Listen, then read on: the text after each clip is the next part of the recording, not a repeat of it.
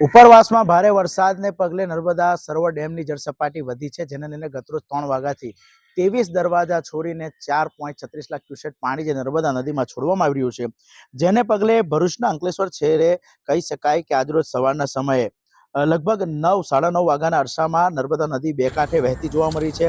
નર્મદા નદીનું જળસ્તર હાલ 18 ફૂટે જે પહોંચ્યું છે, તે દ્રશ્યોમાં જોઈ શકાય છે કે નર્મદા નદી હાલ જે અંકલેશ્વર છેડે છે ભરૂચના, ત્યાં 18 ફૂટે વહી રહી છે। ત્યારે તંત્ર દ્વારા પણ 22 ફૂટને ભયજનક સપાટી ગણવામાં આવી છે। કહી શકાય કે ગતરોજ ભરૂચ જિલ્લા અધિક કલેક્ટર NR ધાંધલ દ્વારા પત્રકાર પરિષદ યોજી માહિતી આપવામાં આવી હતી અને કહી શકાય કે અંકલેશ્વર ભરૂચના 14 ઉપરાંત ગામોને એલર્ટ કરવામાં આવ્યા હતા। આ પાણી છોડવાને પગલે ભરૂચ, નર્મદા અને વડોદરાના 27 જેટલા ગામોને એલર્ટ કરવામાં આવ્યા છે।